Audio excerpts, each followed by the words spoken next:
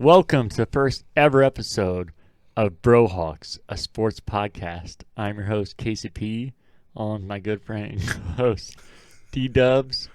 Yeah, Yeah, how's that? How's that? I hate it a lot, actually. You hate D-Dubs? Yeah. Why D? Is it because of the D and the W? Yeah, and then this is a sports podcast, so W's, D-Dubs. No, one of our teams gets a lot of dubs. Well, I like a lot of teams, so if you're That's putting all true. my teams together, If we're doing all of our teams, you probably have more success than I do. definitely. Especially because some of those teams play 182 games a year, so. That's fair. My name's Derek, by the way. It's not D Dubs. So we can go with Derek if you want to. You can go with that, I'll go with D-Dubs. We'll kind of do like back and forth. We'll see. We'll see how that goes. This is our first episode. That's why we got this green screen behind us. The real reason we couldn't do what we wanted to is because I wore all green. I wore my hat, bring the Sonics back, and I wore a green hoodie. So I'll take the blame on that one. Well, it's not all on you. We don't even have a logo yet. We don't have a theme song. It's true. So it's going to be like Smeagol says. It's going to be raw and wiggling. My wife says that sometimes. Does she really? Oh, that's a joke. It's like, why the fuck was she? So is she going to listen to this? Because I'll probably Definitely. just probably tune her out right there. She's already out. She clicked on it. She gave us the view. She's out. She hit liked. She's Well, out. that's all that really counts. That's all I care about, are views. There you go. So, I'm just kidding. kind of. So, we are going to have it more formatted going forward and have a kind of a structure to the show. But since it's the first episode, we're kind of just going to be random things to start out with. We're going to talk about where we start with sports and the teams we follow. You might be able to figure out the football NFL teams we follow based off the podcast name here. But would you like to start, buddy? Oh, sure. So, teams I like, that's what we're talking about? Yeah, if you have anything to talk about what made you like sports, you can. And then every sport you follow and the teams you follow in those. Probably the easiest way to do it. Yeah. So I'm mainly into football. If I were to hang my hat on one sport, I'm in NFL. I like college. I like some of the other fun leagues, CFL, XFL, minor league things that we'll be talking about. But I love the NFL. That comes from my dad. All my sports things really comes from my dad. He was a Seahawks fan growing up. He didn't have a team in the 70s, and when they came around, he loved the name, loved colors, loved everything about him. So I grew up around Seahawks things, so it was just natural that I started liking them. He was also in Louisiana for a while for his childhood, so he's an LSU fan, which doesn't make any sense, and I understand that. And again, I'm watching LSU growing up. There's LSU stuff in the house. I like LSU as well. College football. Their basketball team is not doing bad. No? It's not doing bad, but I don't pay attention to it at all. I just happen to know they're not doing bad. That could be incorrect, actually, as of right now, but last time I checked, they were pretty good. Okay. But other than that, I love sports a lot. I always have. I love playing them, all of them. Following, I loosely like the Indians. I also kind of loosely like the Reds, so it's kind of that doesn't work. I also loosely like the Mariners. So I'm thinking I just don't follow the sports enough to have this is definitely the team that I'm going to root for. My wife, her family's from Cleveland, so you got the Indians thing. My dad's a Reds fan, and I love everything Seattle. So the Mariners are just kind of happening, but they're terrible. So they're hard to root for, and it's hard to get into baseball with a terrible team, especially when there's 4,600 games they play. Was it basketball? I liked the Sonics again. My dad was a huge Supersonics fan. Now, I don't really follow basketball. I liked the Bulls for a while. I don't even know a player on the Bulls. I think there's a guy named Noah on there for a while. Rose, I think he was there for a minute. I think that was all years ago. I think this guy named Michael Jordan was on there for a little bit. He's the one that touched little kids, right? Something like that. Yeah. He had some characters with him. So basketball is not really I like watching it. I think I've watched the most Cavs games out of any team, really. But I don't think I'm a Cavs fan. So you've seen a lot of losses then. I have. I've seen some fun too. I've seen the finals all those years. Those were fun. I don't like Golden State, so I was definitely rooting for the Cavs. I like LeBron, so I've watched a couple Lakers games. But basketball is not really my jam. NBA Jam, Space my Jam. guy. Oh, that one too. 2. Oh. Hey, look at us. So that's football, baseball, basketball. My favorite tennis player is Andre Agassi. Is he actually? He actually is. He's very retired. Yeah. Soccer, I like the World Cup. I vote for America. Root for, not vote for. Which America? The good one. Okay. USA. Soccer. I don't know. That's all the major sports, right? Besides hockey. I'm going to be a Kraken fan because I did not have a team.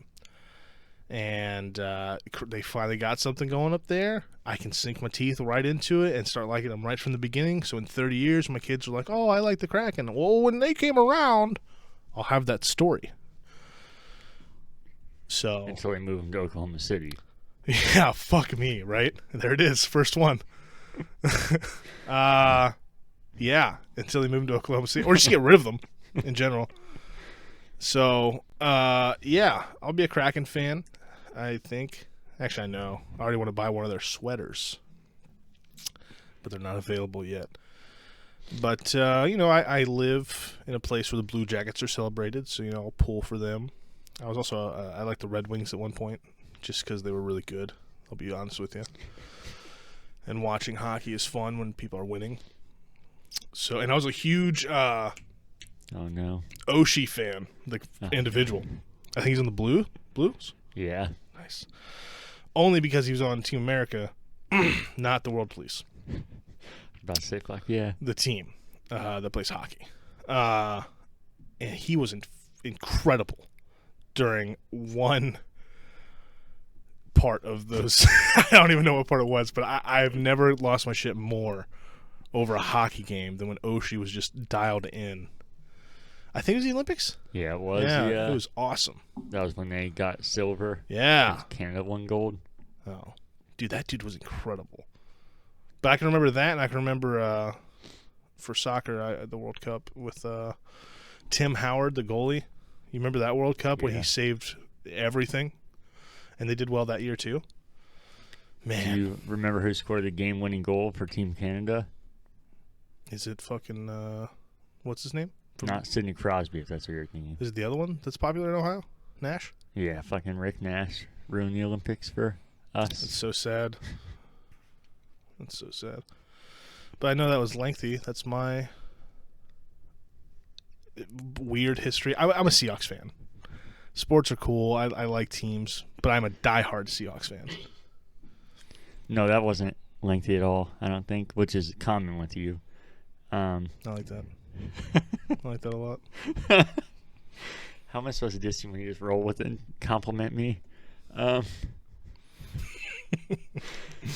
But mine's definitely similar in the way that I don't even know where sports actually started with me. I feel like it's just always been part of my life. I feel like for a lot of people, it was when they started playing in school or there was a certain athlete that made it happen or something. I feel like I have my dad and then 3 brothers, and I feel like it was just natural for sports to always be a part of our lives. So for as long as I can remember, I've been a fan of sports. I know we can kind of go by sports and leagues here like you did.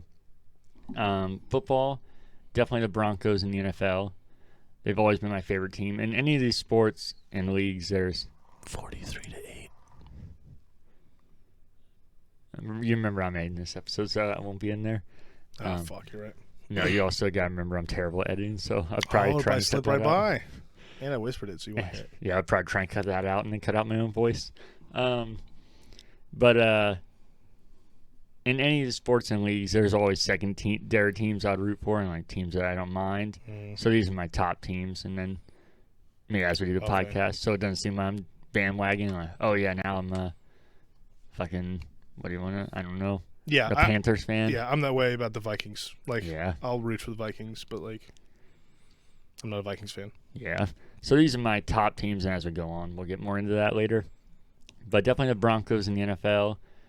I've liked them. I feel like probably what made me like them was what most kids did when they were younger, was the colors and the logo, which I think their colors and logo are fucking awesome. And they're unique at least. Yeah. And when I was a kid, that was when John Elway and Shannon Sharp and Terrell Davis. So yeah, not too bad. Yeah. Some Hall of Famers there. And then my brother, he doesn't really care. Well, this brother doesn't really care about Nick. We mentioned many times on our other podcast. Always loved the Packers when he was younger. He didn't care about sports anymore. Really? I didn't know that. Oh yeah, so he's a diehard Brett Favre fan, and it was kind of like a Peyton Manning, Tom Brady thing with Brett Favre and John Elway. I hate the Packers. Me too, and that just made it 100 times worse since my brother loved him. So that amplified it. And growing up in Ohio, everybody in my family loves the Bengals, and then it seems the majority of Ohio loves the Browns. Or the Steelers for some reason. Yeah, or definitely the Steelers, yeah. And so growing up, I knew I fucking hated the Browns. I think part of that was probably installed because there were Bengal fans around me. And then I would root for the Bengals definitely as a secondary team. It's just for so long, they just had a reputation of keeping the fucking worst players, not as far as skill. Oh, yeah. I don't care about that. I'm a Blue Jays fan. I'm a Reds fan. They've had long spans where they were fucking terrible. But keeping players that were just fucking awful people, I was like, I can't fucking root for this. The only person I can really think of now is Joe Mixon that I think has a reputation on the team. Does he? He do something to his girlfriend or something? Yeah, there's video of it. The girl is arguing with him first, but he punched her to the ground, knocks her out. And, she like pushed him first, so everybody's like, well. But if you watch the video, it still doesn't matter. Yeah, so I hate him, but I like Joe Burrow. Hopefully he's healthy. We'll see what happens. Yeah, my God. And nobody else I really dislike on the team, so it'll be easier to root for him now. But if they're playing the Broncos, I want the Broncos to fucking dominate them. They're just a good secondary team. But were you a big Vontaze Burfict fan? I fucking hated him so much. Weird. I also hated Pac-Man Jones, and when he signs the Broncos, everybody's like, oh, I bet you're changing your mind now, right? And, no, what the fuck did they sign this idiot? Yeah, I feel that way sometimes. No, well, he's good. Well, I don't even actually think he's that good, but that's what makes it even more crazy, that he doesn't seem that talented on top of being an idiot. You can kind of, it's not okay, but you can kind of make that excuse it's for football. A professional sports team. It's a business. Like, yeah. You're doing it to win a game. But with him, I didn't see much talent there on top of that, so it seemed extra silly. But I think that installed a hate in the Browns and could never root for them. And then, as we'll talk about in later episodes, why they got amplified and why we, for different reasons, hate the Browns completely. So that's my team in the NFL. College, I'm sure it's a shocker, the Buckeyes. I feel like that was just ingrained in me, and yeah, that makes sense. Never going to go away. I feel like there's two paths as an Ohioan. You either get in on everybody saying OH and love Ohio State, or there's so fucking much of it that you hate them with a passion. And we are on, I think, the complete opposite spectrums. Well, at least you're not in the far end where you just like Michigan to prove a point. Correct. I don't even care if people like Michigan. They're like, yeah, my family's from there. Or I grew up. And like, oh, I get that. And, why do you like them? I just like them. You're fucking. You're liking them because they're a troll, not because you actually like them. I'm in a totally different conference and everything, so yeah, I just fucking hate Ohio State. And then hockey, definitely the Blue Jackets. That's a team that I followed since before they actually even started playing the game, so that's kind of a cool thing. You're gonna have that, and I'm gonna have that with the Kraken. I'm gonna have that. Let me have it. Yeah, because most of these teams I talked about, they're cool in their own way. 'Cause it's kind of like an installed in you and there from the beginning. But it's also cool to be a fan of a team before they even existed. Yeah.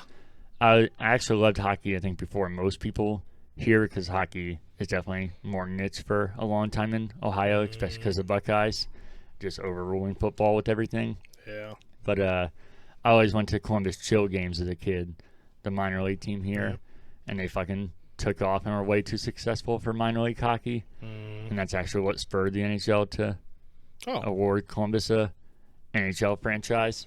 I didn't know that. So, oh, really? Is that why they called it the Chiller? That Yeah, place? they made a deal that if they were going to fold the team to be able to have the Blue Jackets come here, that they would get part ownership of the Blue Jackets, and that they would build the chillers to collect money and get community outreach and everything.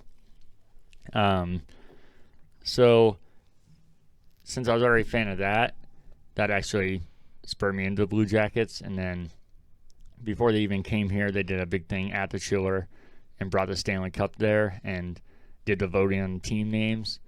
And so it's like, it was a whole crazy thing that I was an Avalanche fan before the Blue Jackets got here because we didn't have an NHL team. I love the Broncos. Yeah, makes sense. They're definitely my secondary team in the NHL still. But once the Blue Jackets came here, that just overruled it right away. They had the fan voting. I can't remember all the names. You probably heard this. I feel like I told you. They did fan voting, and the final two names were the Mad Cows. I have heard this, the Blue Jackets. I can't believe that made it to the end. Yeah, I think I'd imagine it did get more votes if it made that far. I feel like people are so fucking, I feel like some people are so hickish that they will actually genuinely liked it, and I feel like there's just so many trolls, and man, we can the have a crazy irony. name. Yeah, the Columbus Mad Cows. But I feel like it got so far that I bet it even did get more votes, but they were like, hey, the Blue Jackets got more votes. No way, yeah. So that way they're like, we're not fucking doing this. We didn't think it'd make it this far. So I feel like, let's bail on this. And the Blue Jackets are a really cool name if you look up, if you know the history of the Civil War. It's people from Ohio. They had the most people in the Union with rocking the blue. So, or the most people in the Civil War were from Ohio. Yeah. So I think it's a really cool way to do that. And then baseball, a Reds fan for as long as I can remember. And we have a really successful minor league baseball team here, the Clippers. Which I went to for as long as I can remember. So I do like the Clippers. Yeah. I love going to Clippers games. Yeah, so I feel like that kind of just baseball. I talked about on our other podcast, I feel like I'm actually more excited for baseball this year than I am any other sport, and it's not my favorite sport at all, but I feel like with everything going on, that just feels like such an American tradition and something that probably the first sporting event I ever went to as a kid, I'm imagining, because Clippers games were so convenient and cheap. I feel like it's kind of making me think of being a kid again. That makes sense. Yeah. And then soccer, definitely the Columbus Crew. And then Team USA in the World Cup, if they qualify. Lately it's been a struggle for Team USA, but they did hire the Crew's head coach. Oh, wow. The Crew are very good. Yeah, so I'm not just saying that as a Crew fan. They've been one of the most successful teams in league history, so again, their coach is definitely a good sign. What's Seattle's soccer team called? The Sounders. Sounders. I kept thinking of the Storm, but that's the WNBA team, isn't it? Yeah. They're also very good. I think the Sounders were good too. They won it 2 years ago. And Crew won it last year. Yeah. Yeah, they're usually near the top with the Crew. And then basketball, it's the Cavaliers, but not for the obvious reasons like most people, where they became Cavaliers fans because of LeBron James. Mine was actually the opposite of that. I actually used to hate basketball. And when LeBron James left and how he left the first time, I thought it was so douchey. Yeah. That I became a Cavaliers fan. So this team is such an underdog, and it'd be so fucking cool if they won. And not really knowing basketball and seeing how it's not like the NFL and other sports where underdog teams really have a realistic shot. I put myself in a trap there, and they were fucking horrendous without him, of course, as I know now after watching more basketball. Which sucks because other sports, I feel that could have been like a momentum thing to at least give them a playoffs and give them a chance. Yeah. But not in basketball because it's set up so differently. But then when he came back, it's not just that he came back. Like I said, it was how he left that made me so pissed off. That when he came back, I was like, all right, that's cool. And then way more success with him there. And now we're seeing what happened again with him not there. Yeah. But now it's made me an actual Cavaliers fan. The only way I would not be is if Cincinnati or especially Columbus got a team. Because I never root for Cleveland teams intentionally. That's just the only team we have in Ohio. Yeah. If the basketball. Supersonics come back, by the way, I need to put this in there immediately. So fast going back. Yeah, that's fair. I try to like the Thunder, but when Westbrook left and in the Steven Adams, the center, I didn't really like him anyway. But those guys were at least fun to watch, and everyone's gone now and they're terrible again. So I forgot to mention that in my basketball teams. Oh no, you're good. That's that's something I never really found in basketball. I mean, I don't root against the Nuggets because they're from Denver, but I never actually had a connection to them. Same with the Rockies. I'm like, I'd root for them maybe as if they're there, but they just never had a connection like the Broncos and Avalanche did. And of course, when I was younger, the Bulls were. Yeah. That was fun to just watch just because, Yeah. But basketball is definitely something that's come on much later. Like any of the other sports I mentioned, I feel like I could list off like stats and history. Basketball is very, very base knowledge of it. Gotcha. To the point where if I play the video games, I know what people play like or feel like when they play Madden. So I'm like, I'm getting fouls every 2 seconds because I know the rules, but it's so hard to. Yeah. If you're not fucking born into it with football, that it's not second nature to you. Yeah. And then Buckeyes in basketball and baseball and hockey. I didn't really cover those. Buckeye, I guess everything for college. I think that covers all of them besides, like you said, the stuff we'll get into on later podcasts. I went longer than you did, so I'm going to keep rambling. Oh, no. I like to know your history. I'm sure the people do as well. Well, definitely I could have a whole list of defunct teams, which is probably the most depressing thing. So maybe that'd be for another episode. Yeah. A future team, I guess I could at least mention that since that's a potential like you did. The Columbus Wild Dogs, indoor football. Not technically AFL, but season ticket holders. That's right, buddy. The return of indoor football, which I think is highly underrated and super entertaining, and kind of like we talked about the Clippers or the Chill, a great way to get in if you are a family or somebody that can't afford a ridiculous price at Blue Jackets or these major sporting events. I need to go to a Blue Jackets game soon. You should. We'll talk after the podcast. What are you doing? Yeah, I like watching hockey. I'm not like the only sport that I'm like. I could literally list you probably most stats for every NFL team and like their entire depth charts. That's the only sport that I'm like that into though. Yeah. Hockey, I like going to. I think I like going to the other sports more. I don't like going to NFL games that much. Really? Yeah, because I can't see that much, and I like to hear like records being broken and what's going on in the other games, and like being there is cool. I have a goal actually to visit every NFL team stadium.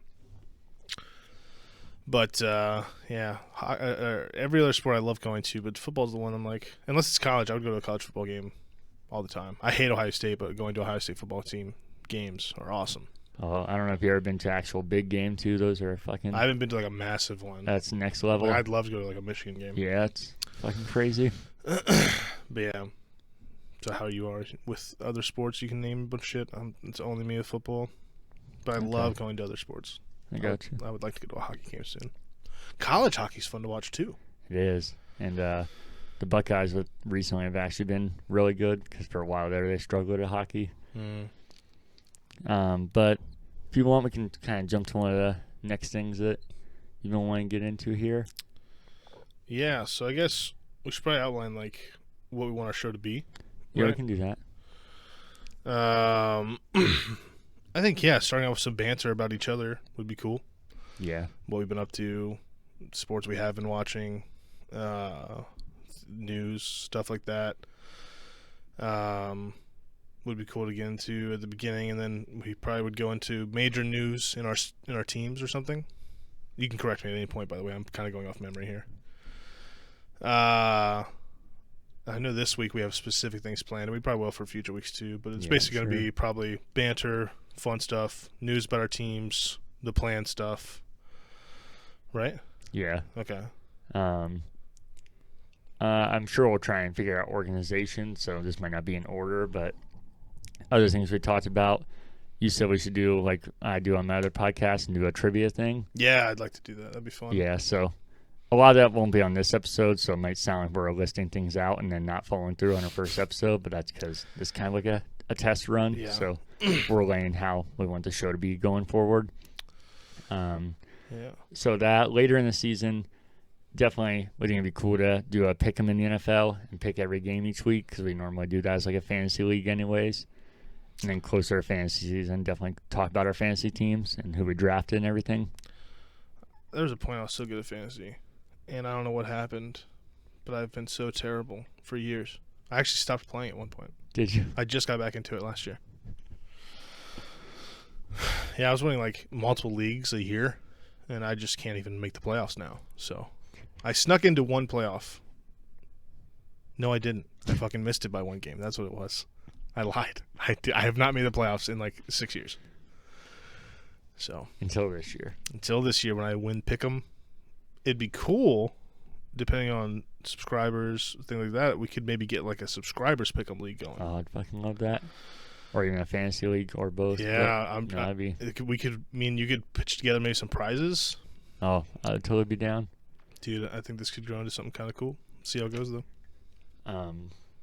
Not to go too far off topic, but we used to have our own website for video games. We did. Do you remember that NCAA tournament we hosted on our message board? No, did it work? It did, and it was weird. We had like 15 people, and these were people we did not know, and they're on our WeBox message board. It worked. Yeah. Did we run it? Yeah. Who won? I know. Not me. No, I know you got pissed because you got knocked out in the first round. That makes sense. And then I made it far, but then somebody random won, which is actually cool that it was not one of us, so it didn't seem like a scripted thing. As a mature adult, I guess that is cool at a random one, but I didn't even know that I lost, but now I'm pissed about it. So, so that was something that kind of seemed unreal at the time. how long ago was that? That was Halo 3, my prime days, so probably like 07, 08. Holy shit. Okay. And so it had to be around there because that makes sense. that's the only time we would have been relevant, even a little bit. Look at our ventures. I love it. We see if that website's still up after this. I don't know why it wouldn't be. I guess maybe. We should look. We'll look. Okay. So I feel like we're missing some things, but Definitely. we'll get more streamed out here as we get into the normal shows. But did you want to jump to one of the topics you want to talk about this episode? Well, this episode I feel like should probably be mainly focused on the NFL because I haven't been watching many sports. There's like at all. And this is like the craziest time for the NFL. Yeah. So I thought maybe we should look at the news, big things that have happened. I know you wanted to look at the trades, the big quarterback trades. And then, as a Seahawks fan, we got some Russell Wilson stuff to talk about. And then we wanted to talk maybe like a fun off-season dream scenario, but like in the realm of reality. Like obviously the fantasy would be we sign both tackles that the Chiefs just let go, and Russell Wilson wants to stay for 40 more years. But let's get in the realm of reality. Drew Lock becomes MVP. Sounds good. Yeah. So, but I think we could just jump into NFL news. Yeah. You got it there since I didn't prepare well this episode. So lead the charge. Well, the big news, we got some trades we could talk through, and then we got Dak Prescott. We can talk that crazy thing. 4-year, $160 million, $126 million guaranteed. I was gonna say I think that's the craziest part. Yeah. How much is guaranteed? There's a no trade and no tag. And he also is coming off of, but Yeah. going through a potential career-ending injury. Yeah, dude, that thing was so bad. Do you think it's the Andy Dalton effect? That they saw what a mediocre quarterback looks like? Because I feel like everyone was kind of shitting on Dak. Yeah. Undeservingly? I like Dak, personally, but I don't know if I like him $160 million for a year with the $66 million signing bonus. No, that's fucking nuts. I think the money sounds crazy on its own, and it is a nuts contract. But yeah, the fact that, like I said, that much is guaranteed, I think is the worst part of that, especially for a quarterback that he probably will play again, but I don't think that's even guaranteed. And if he does, there's no guarantee that he's going to be able to play the way he did, especially being such a mobile quarterback and his play style. And then if he can, he has such high risk of re-injury. Yeah. So I think if he plays how he did, then I think it's a lot easier for people not to trash that. So he's putting up Pro Bowl stats every year. But if that doesn't follow through, I think it's going to be a little bit of a backfire, especially that no trade, no tag. Uh-huh. I think he'll do well. I think he's a big dude, man. He can sit in that pocket. He can become a less mobile quarterback for sure.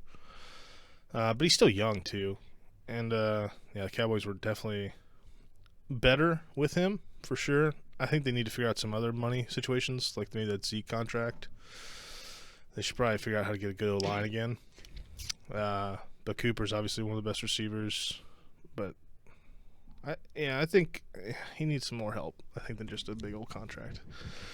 But I think he'll do well for sure. I'm excited to watch him play again. Andy Dalton was kind of not very fun to watch the Cowboys games. So not that I enjoy watching Cowboys games, but I do enjoy Dak. So that's $66 million signing bonus, biggest ever. You know who the next one was? Russell Wilson, 65. So that's a crazy, especially for, we're going to talk about this obviously later, but how the media was hyping up this, they released this hype video of the Cowboys, didn't mention Dak one time, Dak's never going to play again, for monster thing. So it's like, I'm just glad he got paid because I kind of like him as a person too. So I'm glad he has a team and he's going to get paid. And say I hate the Cowboys, so naturally I just kind of don't like their players. Yeah. But the more I see about him, the more likable he seems. So I feel like that was kind of just based off of my normal Cowboy hate and how everybody fucking loves him for some reason. Yeah, it is weird. So that's Dak. Pretty crazy news. Carson Wentz. Traded quarterback Carson Wentz to the Indianapolis Colts for a 2021 third-round pick and a conditional 2022 second-round pick that could turn into a first. Overpaid, underpaid for him. For him? Do you think the Colts got a good deal? Yeah, I think they got a good deal. I think that's a deal that definitely could go either way. I think time's going to tell on that one. I think I definitely, from what I hear, I'm in the minority on that because I feel like it's really cool and easy to hate on Carson Wentz. Yeah. I don't care about him personally at all, but he seems like a good guy. That's what I thought. I have somebody at work is a diehard Colts fan, and he's like, "Yeah, dude, but having seen the reports, he's a fucking cancer in the locker room." I was like, "Really? I haven't heard anything about that." And he's a Colts fan himself. So I was like, "If that's true, then that's surprising." But yeah, there's not even anything personally. I just think it's weird how much hate he gets for performance on the field. Yeah. To the point where I feel like it started sinking in my mind. I was like, man, he's not very good. And I saw they traded for him. I started looking it up and his stats. I was like, seems like a fucking steal for getting. There's one year that he was like putting up MVP type shit. Yeah, if you look at stats every year, last year was his worst year, and he still had like 17 touchdowns to 15 interceptions, which isn't good, but that's his worst year when people are like, oh, he can't be a quarterback anymore. They were horribly timed interceptions, to be honest. But yeah, a note I have. If you were Carson Wentz and you had to walk into your stadium every day and look at a fucking statue of Nick Foles, a guy who, only because you got hurt, won your Super Bowl that you were probably going to win too because you're better than Nick Foles, I don't know how pumped I'd be to play. And apparently him and the coach, name is drawing a blank, hate each other. Oh, that's what I heard. Doug Peterson. Yeah. They didn't talk since like week 10 or something. Maybe that's the cancer thing he's talking about, but I don't know if that would be on him or not. And who knows how much of that's true, but yeah, it just sounds like he was in a bad situation. Do you think the Colts are better now with him over Phillip Rivers? Definitely, and I know I've always been a Phillip Rivers hater. You have. I have. Definitely part of that is a personal thing. I think he seems like just a giant douche, and is it his face? It's that, and it's the fact that he'll throw into triple coverage and then go running down the field and yell at the receiver. That dude's a whiny baby. What the hell do you expect? How is that on the receiver? Maybe it's always this guy. Sorry. Yeah. Yeah. So, as a Broncos fan, it's easy to hate him. But I think there is fair criticisms there. He's obviously put up good numbers for his career. But I think he's consistently never been able to get in the playoffs. He's just fallen apart his entire career. He's stayed in the NFL for a long time and has always had that issue. Yeah. And that continued with the Colts this year. So, yeah, I think it's an upgrade. And I think, what's the condition for the first-round pick? Do you know? I do. There is no first-round pick. Oh, I thought you said the second could. It's a 2021 third round, and it's a conditional 2020 second round that could turn into a first. So I'm assuming it's how That's they what I meant finish.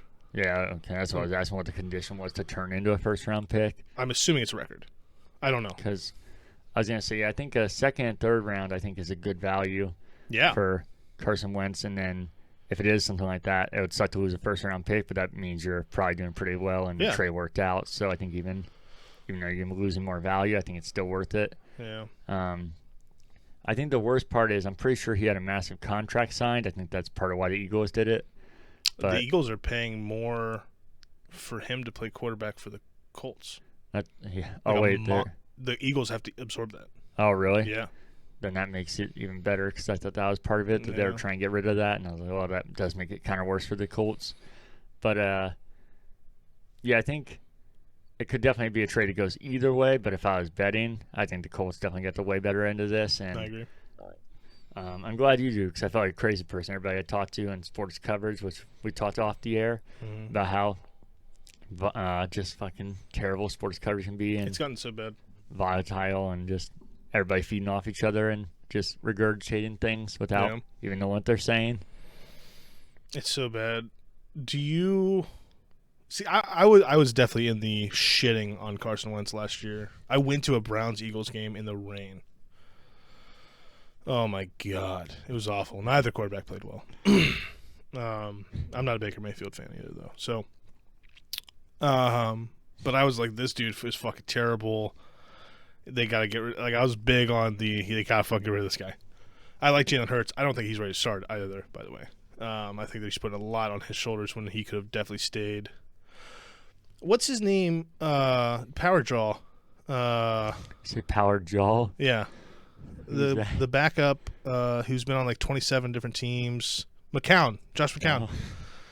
Is that a real nickname? That's what me and my buddy Justin call him, Power Jaw. He's got a good jaw. If you edit this, you should put a picture of Josh McCown right here in his jaw.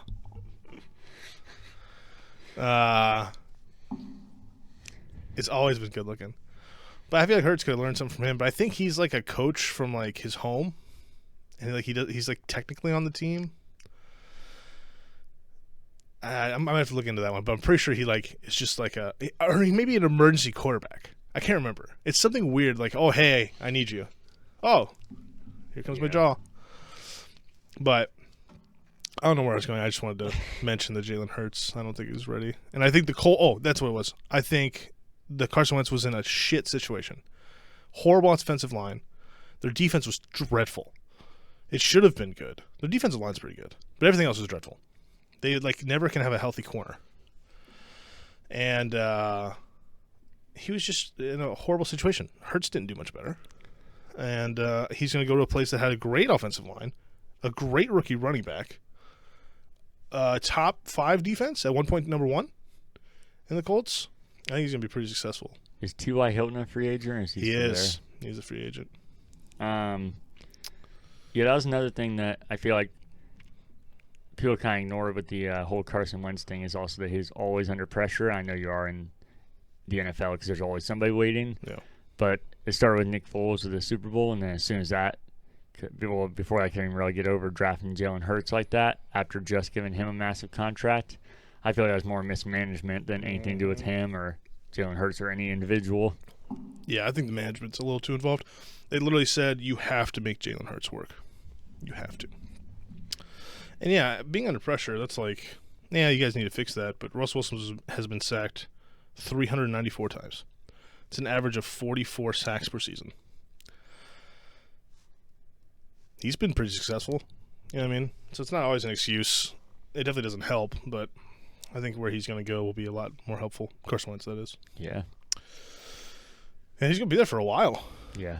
Which is cool for him and good for the poor fucking Colts. My God. You get Peyton leaving. You get your next guy, and Andrew. Fucking, I'm done playing football. You have to suffer through Brissett, right? Was next. Mm-hmm. He wasn't bad. He wasn't great, but he wasn't bad. He was mediocre. I think Phil Rivers was definitely at the end of his career. Yeah. But Wentz could be I could be totally wrong too, but I think he'll be a breath of fresh air, and I think he'll do well there. Oh, I could be too. Like I said, that's not a trade that I would be like locked in. I just think it's weird how the narrative is so one-sided. Because I think if anything, it should be one-sided the other way.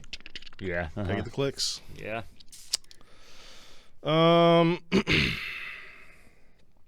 Carson Wentz, Dak Prescott. Oh, Stafford. This trade kind of fucks me. Stafford, Goff. So Matt Stafford is sent to the Rams for a first round picks in 2022 and 23, a third round pick in 2021, and Jared Goff. So 2 first round picks, a third round pick, and Jared Goff for Matthew Stafford. That's it. So I think you're actually, again, it sounds like you're with me. What do you think, I guess? Okay. I think this makes the Rams better because I think Jared Goff is horribly overpaid and an overachiever. I think he's a perfect system quarterback. I think McVay's system is unbelievable, which we got their offensive coordinator in Seattle. Well, he wasn't the offensive coordinator, but we got him. We got a guy from his system. So I'm excited as our offensive coordinator, as long as Russell stays. But I think Goff was not as good. I think he's going to be bad in Detroit, like really bad. I think Stafford was the second best player on his team. The first was Calvin Johnson. But that doesn't really mean much because the lines are pretty bad. I have a lot of respect for Matthew Stafford because I've never heard anything bad about Matthew Stafford. And I watched that one game where he played with like a shoulder out of socket and like won the game. That shit was awesome. You do that, I'm instantly a fan of you. So I think the Rams paid a lot, and they're fucking stupid for doing it, by the way. They don't have a first-round pick for like 10 years or something. Uh-huh. Which we haven't had one technically either because we suck ass at picking them, and we just trade away more for Jamal Adams. But, man, you were really leveraging your future for a pretty good quarterback. I think above average. Matthew Stafford's above average. He might be really good with the right people around him. I think he put up really good numbers despite Detroit. But he did go 0-16 once. So, and now it's a team game. You know, he was a part of that. So, I think with Calvin Johnson also. Pretty sure he's on that team. So, again, you think you'd win one. Your quarterback's not Sean Kaiser. You know what I mean? I don't know. I think the Rams got better, and I think the Lions got worse. But I think the Rams overpaid. Yeah, I feel mostly the same with a few differences. But I'm surprised you feel that way because I feel like there is a strong one-sided stance that the Rams destroyed this trade and just absolutely won it over. If it was maybe one less first-round pick, I would say they really got a good trade out of it. But, man, 2 firsts and a third. And Jared Goff. So much. Yeah, I feel like people are so reactionary. Like, dude, but look at Matthew Stafford. He's obviously better than Jared Goff. I'm like, okay, he is. But you're also give up 2 first-round picks. That's potentially 2 more Matthew Staffords. Yeah. Or Matthew Stafford and Jared Goff, drafting both of them, the 3rd-round pick, right? Yeah. And then Jared Goff, which I'm not the biggest fan of him. Again, just talking on the field. I don't have anything against him in person, but or as a person. But again, looking at his stats, I was shocked that just every year they were, I would say, great stats. I think part of that is, like you said, the system. But I actually don't think he is going to do bad in Detroit, and I don't like Detroit, and I don't particularly like him. I think his stats could decline a little, but I wouldn't be surprised they're that much worse than they were in. I almost said St. Louis and L.A. because that's where he should be. That is where they should be. We're going to get a whole episode on relocation and all that kind of stuff. But I also think Jared Goff 1-for-1 with Matthew Stafford. His stats aren't that much different, and part of it is system. It's true. Yeah, I've seen it. That's kind of fucking nuts. And Yeah. I think people are just so reactionary. Like, well, dude, look at Jared Goff's history compared to Matthew Stafford. Matthew Stafford's a better quarterback. I'm like, yeah, his stats are, but you're giving up so much fucking value for him. And I think a lot of it is contract. They signed him to such a fucking huge contract, and I think they're realizing he's not worth that contract. He might be good, but he's not worth that contract. Yeah, I think that's definitely something I didn't think about first. I did before we talked, but the factor into it later that I thought made the trade more bearable. But I still would, if I was a Lions fan, I would not be bummed about that. No. We're also, Matthew Stafford is getting towards the end of his career. Jared Goff is in potentially going into the prime of his career. And he's been to a Super Bowl. Yeah. He's been, So we'll see. I was kind of shocked that it was so one-sided on that as far as how people felt about it, because I kind of felt more different. Yeah, I don't want to be wrong. I really hope he goes there and is terrible. I don't like Jared Goff. Yeah. I did start to respect him because he played the playoff game against us with no thumb and beat us. I think mainly the Seahawks beat themselves, but he definitely went in there and just did it. How do you feel about Justin Fields then? I think that injury was a little overblown. You think so? Yeah. I think every time he made a good pass, it didn't seem like it hurt him at all. But every time he made a bad one, that rib injury looked pretty bad. So, I think he's a good kid. I think the injury was, I don't know. He did fine. You know what I mean? He didn't play much different. I don't think. I have thoughts on him as a pro player. Do you? I do. Are you going to get into that later? I don't have it on there. I can tell you now if you want. Yeah, because I think you're going to disagree with something I'm going to say, but probably. Yeah, but go on. So I don't like any Ohio State quarterbacks out of college, except for like Spielman or something. But even he wasn't a quarterback. He was a linebacker. Who am I thinking of? Craig Krenzel. Sorry, Krenzel. And it was a C name. He wasn't bad, was he? Coming out of college? Out of college, definitely not. And the Bears took him, I think, in the 4th round. Did he play? He didn't do terrible, but it just didn't stick around. I guess since him, there hasn't been a good quarterback come out of there, right? No, one's potential, but nobody succeeded and actually followed through with it. So what the one potential now is what, Haskins? Yeah. I think he's awful. Andy's a bitch off the field. So, I think Fields has the best potential out of any of them recently. But it's just hard for me to shake the Ohio State quarterback thing. I think he has a good build. He can clearly play. He's lost 2 games and thrown like 5 interceptions. They were at inopportune times, which made me think maybe his NFL career would be a little different. Because the thing with Ohio State, and this isn't a knock, it just means you guys are fucking awesome at recruiting and you're awesome at coaching. I think I could play quarterback in Ohio State. And I think I wouldn't have good stats, but I think I'd be successful. I would have more interceptions, but I think I'd have a lot of touchdowns. Because you guys' receiving core is always incredible. And you guys always have incredible running backs. And I could throw a wide open guy. Now, Fields made some good throws. I'm obviously kidding. I couldn't play Ohio State quarterback, obviously. But what I'm saying is that there's such a difference in talent that I think that receivers are always open. It almost looks like there's no defense sometimes. That Clemson game was like, I don't know. That shit was just weird, I guess. But, I don't know. I think Fields has potential. I think he's going to get overdrafted. I think he's going to get drafted too high.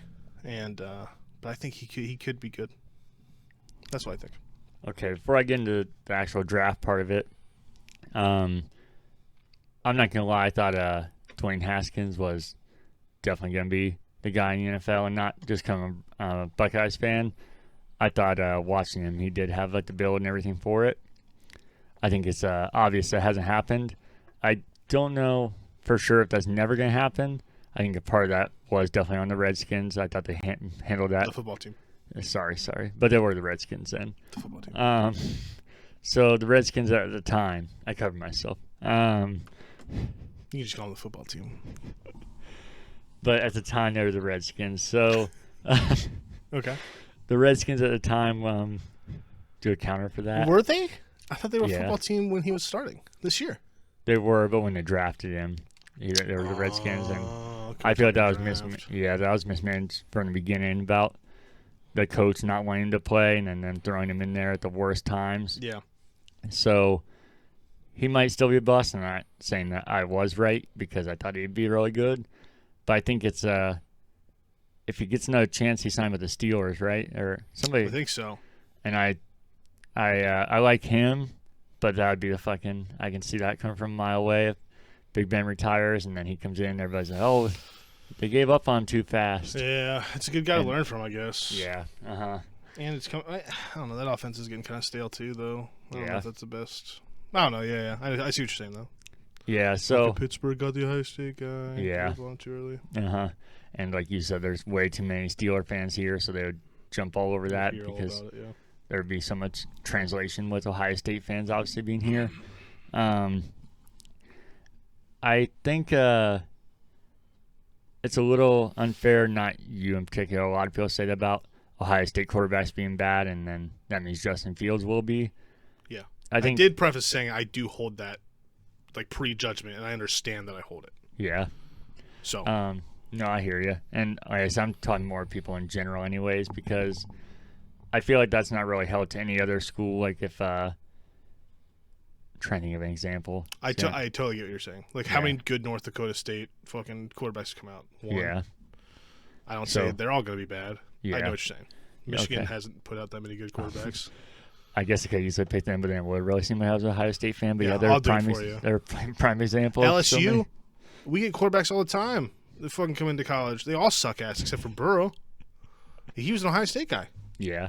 Point proven. No. No, he was bad at Ohio State. And I think even if that were a fair argument, I think Justin Fields could be a completely different situation because this is our first quarterback's been managed under Ryan Day, and he was in the NFL and has so much experience with the Eagles and handling quarterbacks that I feel like it is a different offense, even though you still have elite talent around him. I feel like maybe it won't be, and time will tell, but I feel like the system could be so much different for a quarterback going into the NFL.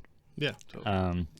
Where I think I know you'll differ now, and it might sound like an Ohio State fan thing, but there's a friend of mine at work that's a huge Jaguars fan, Mm-hmm. and I made a bet with him that they're going to take Justin Fields. No, they won't. No? No.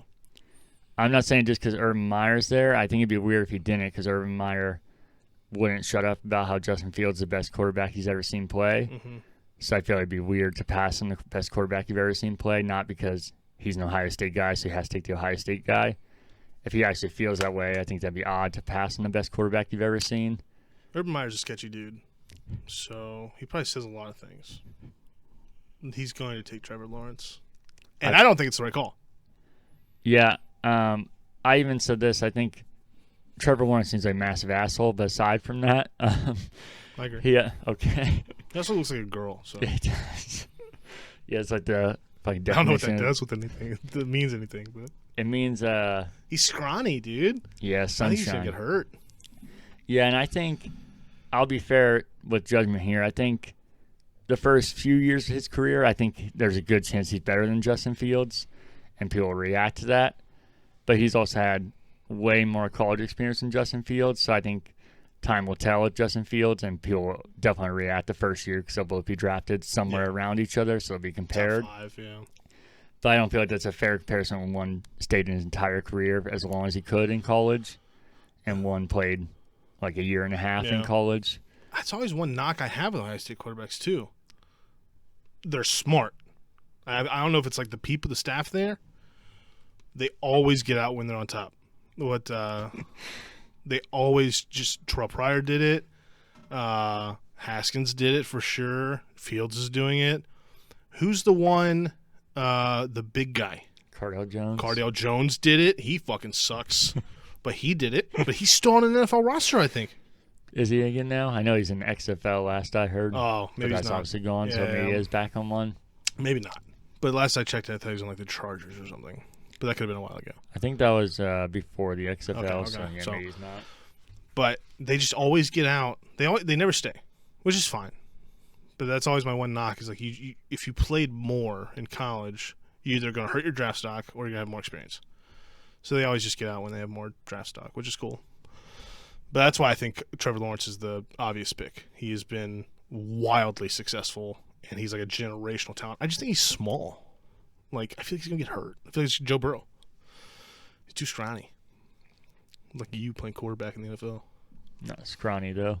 He's literally the definition of scrawny. This will also be on our podcast feed. I'm going to put it on there, not YouTube. You can cut over to YouTube, and this is where I should add giant muscles in. But it's just going to be me sitting here, pretty scrawny.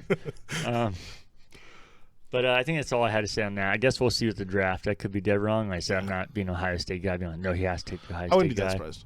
I think Zach Wilson might be the best quarterback. I was going to comment on that, but I haven't seen much about him, so I'd be talking on my ass. I have this dream if Russell Wilson gets traded, we somehow acquire the number 3 pick, and or number 2 pick maybe, and we take Wilson and we make him wear number 3, even though we're probably going to retire number 3, but just so my jersey's still good. But I like Zach Wilson. Okay. We'll see, though. Fields could easily be the best. Lawrence could be the best. Lawrence going into a bad situation. I think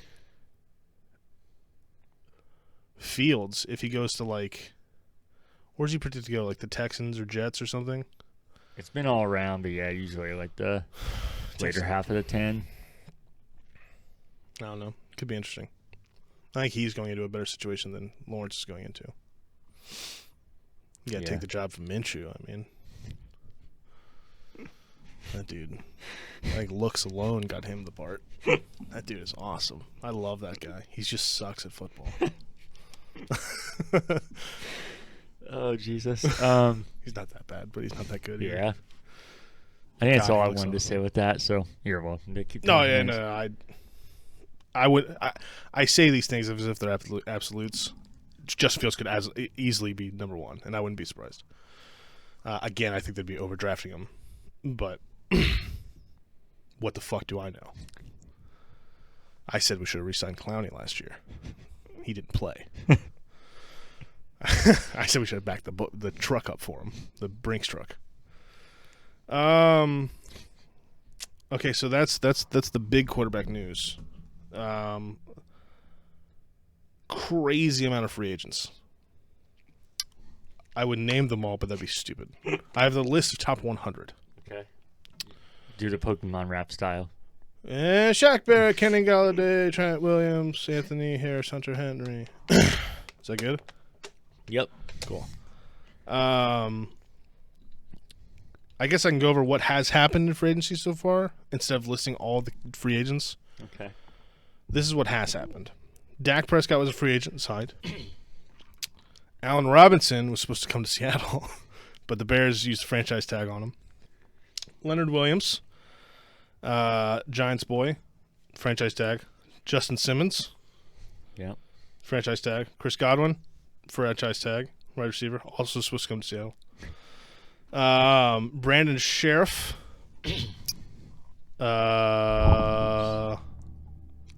franchise tag. J.J. Watt, that motherfucker. Didn't even talk about that. Could have picked any fucking team in the world. Russell Wilson's having offensive line mental issues. Cardinals signed J.J. Watt. Of course. I think J.J. Watt's at the end of his career, not as effective as he used to be, for the record. But I think that D-line's already incredible, and that sucks he's in the NFC West. Yeah, I didn't get that signing at all in any aspect. None. Because everybody's like, dude, he's not signing with any of these teams because he wants a Super Bowl. And the Cardinals, I mean, they did okay last year, and it's not like out of the question they can maybe step it up. They're not going to beat San Francisco. They're not going to beat L.A., and they're not going to beat Seattle. Yeah, even though you know how I am about the Browns, and I think they're not going to do good this year. Mm-hmm. I feel like even if they don't, you're in a division going against maybe a better Bengals and the Ravens and the falling off Steelers. So that seemed even more realistic. And then I thought he would sign with the Browns for sure, or the Packers. Those are the two teams I was like, he's going to one of those two. And then I didn't get on the Cardinals end. I get getting a player like that because there is a chance that he stays healthy and he's going to fucking dominate. but he is old, and again, I can't remember his contract, but it was almost all guaranteed. 2 years, $31 million. I think like 30 of it's guaranteed or something. Yeah, crazy. that's why I was like, that seems fucking bonkers to me because he's missed a good chunk of the last few years. Yeah. So you're potentially giving an entire contract, almost entire contract, somebody might not even really play. Healthy, he's an all-pro. Yeah. Incredible. One of the best at his position. Can you imagine him alongside Myles Garrett? Dude, I thought that just made... And they have so much cap. I don't know. So fuck the Cardinals. Which I would say that anyway. But I actually don't mind the Cardinals. I kind of like Kyler Murray. I love Larry Fitzgerald. Kurt Warner. Oh, I was going to say he's always an awesome guy. You might feel different. I don't have much opinion on Kurt Warner. I thought you were liking just because how he came up playing the AFL. Yeah, no, that is working in a cool. grocery store. He did play for two of my rivals, though. Yeah. So. Levante David, linebacker for the Bucs, got a $25 million 2-year extension with $20 million guaranteed. I think the only reason that the guarantees are crazy this year is because they have to fuck with the cap. Because cap went down 8% to $182.5 million. So I think that's why all the guarantees are happening. And I think we're going to see a lot of 1-year rentals on players, like especially linemen and shit. I don't even know who that guy is. Marcus Williams, Saints, franchise tagged. Matt Milano, linebacker for Bills, 4-year, $44 million. Marcus May, Jets boy, franchise tagged. Cam Robinson, who I also would have liked. Jaguars franchise tagged him. So those are the big things that have happened with some of the top free agents. Mm-hmm. With that being said, we wanted to go over what we would like our teams to do in free agency. Knowing those guys are off the board, do you want to start with what you would like to see the Broncos do, and would you like this list of people available? Let me ask this first: are we doing free agency or off season? So are we going to draft account into this? Or I was going to.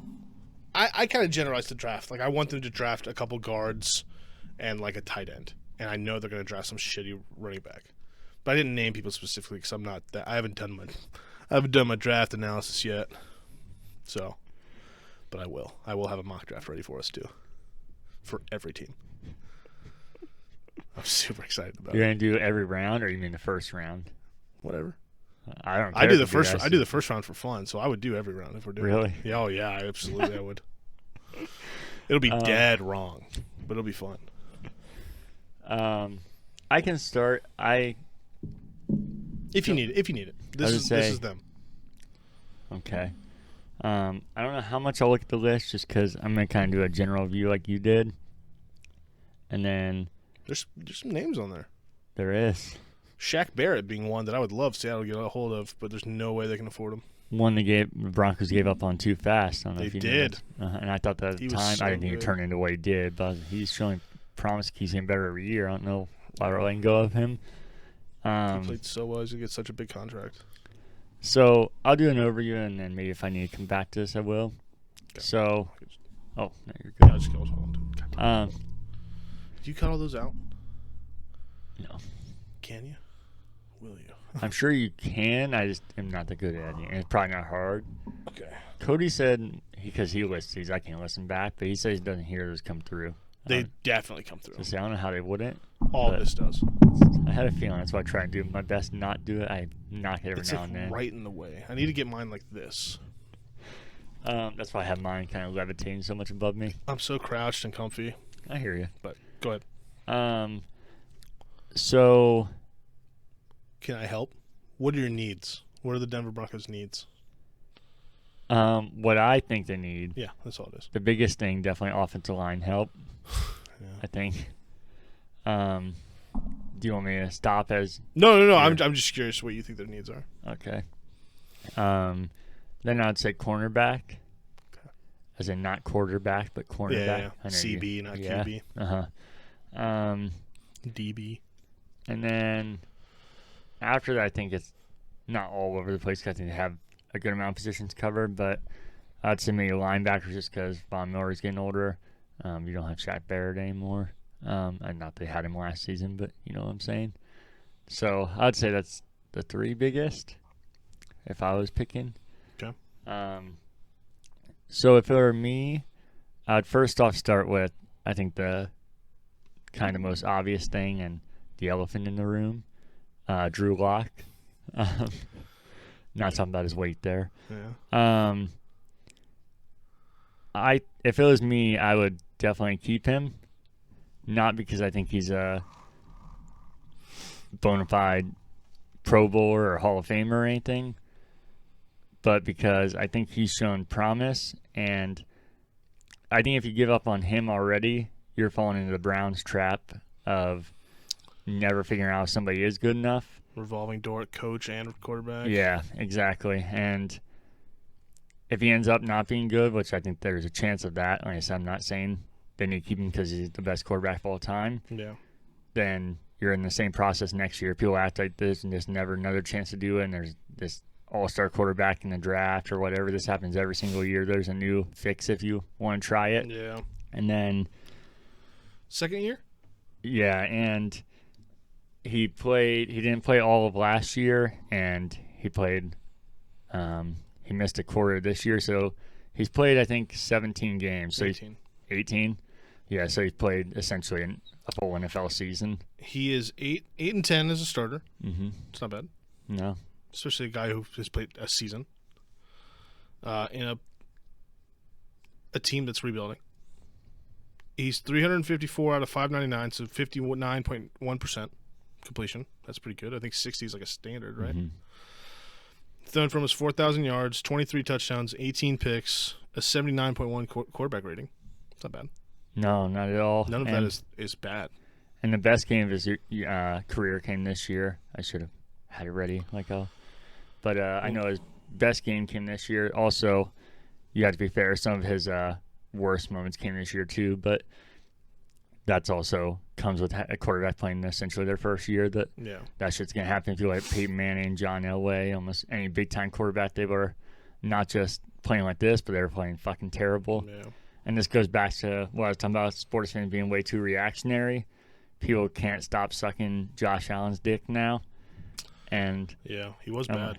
Oh yeah, he was. He was really bad.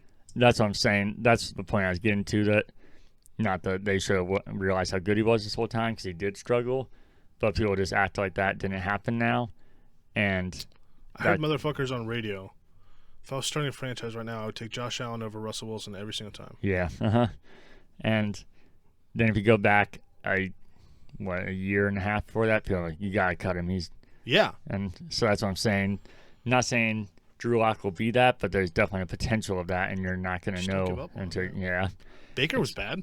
Yeah. He's definitely gotten better. He's also found a system that works for him. Broncos just need to get their system down. Especially when you couple the fact that last year he played like a little more than half a season. Yeah. So this year he was going into what should have been his second year, but wasn't even really technically his second year. And then this is a year that no teams could practice like they wanted to. What a fucking weird year. The Broncos had, I think, arguably the worst offensive line in the league. Von Miller didn't play it down, which I know people would say he's on defense, but if you know, it matters. I was just saying, if you know football, that matters big time, especially when you're talking about somebody that's Super Bowl MVP and consistent Pro Bowler. You had Cortland Sutton for one game, their top receiver last year, that a lot of people thought he could get a top 5 receiver this year. He was missing the entire season besides that one game. And then we talked about them and the 49ers, I think, had the worst luck out of all the teams with injuries. Every team had injuries this year and worse than normal. Were the worst. Did the Seahawks have bad? Yeah, we were at the top, I think, toward the end of the year. Okay. Yeah, they and it was, I mean, there was some players of not consequence, but majority of the injuries were starting players. Philip Lindsay would be out, and then Melvin Gordon would come back, and then Philip Lindsay would be out. Jared Jeudy was out, and then Tim Patrick would get hurt. It was just rotating and no consistency, which is one of the most important things for a quarterback. So I remember your receivers not helping your quarterback much either. Yeah, Jeudy dropped quite a bit. That's what you mean? I think a couple games I watched. I know there's one. That dude is ridiculous with his routes. Oh yeah, that's again. I taught him those drops, but that was his first year, so that's the kind of stuff you gotta. But there was one like big crossing out in the middle. It was right in his hands. Yeah. That's okay. DK Metcalf has drops. I don't think anyone's saying that he's bad. So I'm sure Megatron dropped some. Maybe, actually. That dude's incredible.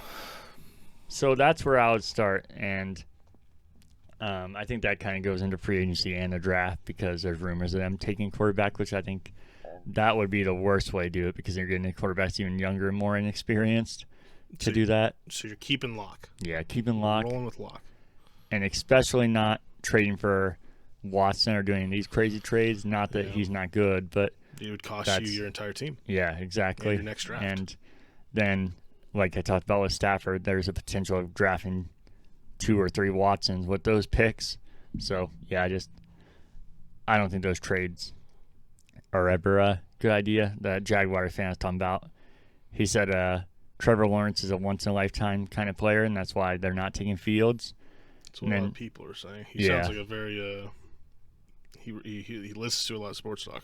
But then what he says after that, well, this was a later conversation, he's like, dude, if we can get Watson, I don't care how many first-round picks you get him. I was like, wait, so you would give up your once-in-a-lifetime player for... for a guy who's been in the league already? Yeah, and he's like, well, yeah, dude, that's Watson. Then he's not a once-in-a-lifetime kind of player, or something's not adding up here. So, yeah, keeping Locke. The offensive line, I think, is the biggest need by far. I think the obvious choice are, like you said, the Chiefs with what happened today. Yeah. There's going to be so many linemen being cut. Yeah, and they're going to, I think, draw the biggest money, which the Broncos are going to have to spend money if they want to get offensive line. I feel like the past 4 years, that's been their biggest issue. I know Flacco wasn't going to win the Super Bowl, and some of these other quarterbacks they rotated through, but I think they would have had a way better chance if they didn't have a decent offensive line in front of them. Yeah. So I think the Broncos have ignored it for far too long. I think last season they at least tried to make some changes and didn't just stick with the same offensive line, but they half-assed it and kind of got washed-up players or players that were better than what they had. So I think you're going to have to spend money if you want to get it. Looks like you guys have $17.8 million. Yeah. It's not a lot. No, it's not. And I feel like the players the Chiefs had, I feel like those are the kind of players that are aging. So I don't know if that makes sense for a team like the Broncos. That linemen can be older. Yeah. Like we traded for Dwayne Brown. He's in his 30s. He's fucking a rock. So I think as long as they're not dead. Like we also signed Mike Iupati. Old. He's fucking injured all the time. Dwayne Brown hasn't moved. So I think it just depends on the quality. And Schwartz and Eric Fisher are incredible. Yeah. It would be nice to see them get at least one of them. Yeah.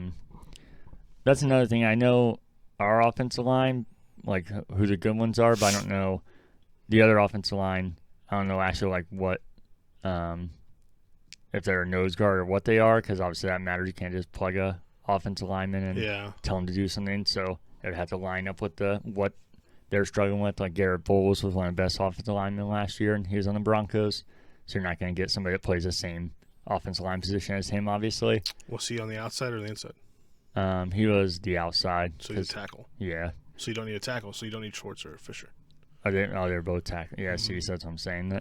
That stuff I haven't paid too much attention to. Yeah, so that you won't want that then. Okay. So I don't know what offensive line in particular, but I would know that would be my starting point after the lock. Okay. I think the other one before we go position by position is, I'm sure you've heard the rumors about Von Miller and if they'll even keep him. Yeah, I have. I think that's a big one, especially when you're talking about, like you said, not much cap room. $22.5 million he's taking up. Yeah, I think that's the only debate. I think people that don't follow football much, I feel like to them that sounds stupid. Why would you get rid of what you just talked about being one of the most important players? No team wants to get rid of a player like that. The issue is in a year where the cap space is fucking awful. Yeah, and if they can sign him for less, they're gonna. But the issue is somebody will probably pay him more. So is he willing to do that? I think Von Miller, if he's taking less, I would sign him every day, especially even with the injuries last year. I think just what he can provide to the team and what we saw a difference of last year, him not being there. I think he's worth it. Even if he doesn't restructure, I wouldn't be against if they re-signed him. But I also, as much as it would suck, and I'd be bummed, especially if fucking signed the Browns or some shit like that. I don't think he's gonna. But even if he did that, I'd be bummed. But I think you do also have to weigh realism and realize that why they could make that move. Yeah, it's a shitty business. Yeah, so that one, I'd prefer them to keep an especially good restructure, but I don't know if that's realistic or not. Yeah. I think wide receivers, I'd be set on that. I wouldn't be against if they could sign somebody, but maybe draft somebody. Yeah, Jared Judy showed a lot of promise, and even with the drops, but I think got way too much hate for the stats he put up. Not from you. I feel like there's a lot of people talking about it. Yeah. Yeah, no, I like him. I liked him and Lamb. Yeah. A lot.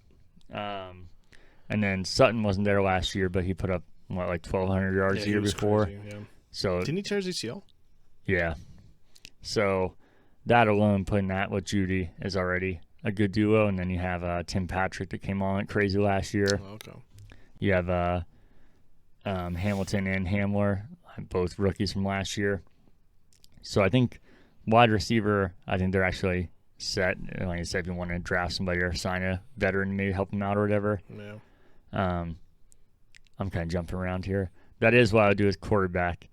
I'd love to see them get an actual veteran backup. Yeah. Even you, I know you're making fun of Andy Dalton earlier, but I don't think you'd be against a great that. signing. Yeah, I was gonna say. I think it'd be kind of expensive. That's what I was going to say. I think him or Alex Smith would be perfect, but I don't know if you could do it for the money is the only thing. I would love to have Alex Smith on my team. Yeah. Just as a motivator. My God. Yeah. Because Jeff Driscoll, he's an okay backup. I don't think there's anything wrong with that. But for somebody like Drew Lock that needs help and... What about the Ripper? The Ripper? Yeah. Rippin. I know he's not a veteran, but man, he sure plays like one. The Ripper. Sounds too close to a raper. It could be that too. Who knows? Oh, yikes. Yeah, I don't know. I mean, like I said, I don't think Driscoll is a bad one. I just would love to see him get somebody that has like crazy amount of experience to be able to help him. And if they need to play, you're like, oh yeah, this guy, he might not do bad. So I think that would be a good call. Running back, I think it's a crime that Philip Lindsay hasn't gotten signed yet. Like a long-term deal for his entire career. Is he still on the Broncos? Like, is he still? Yeah, he's still on the Broncos, and he's only signed for this year though, and they've never given him a long-term deal. Is he undrafted? He's undrafted, and he's from Denver, and he's a lifelong Broncos fan. Yeah. And I think he's overperformed every year. Besides this year, he's injured on and off, but he's been very durable, especially for his size.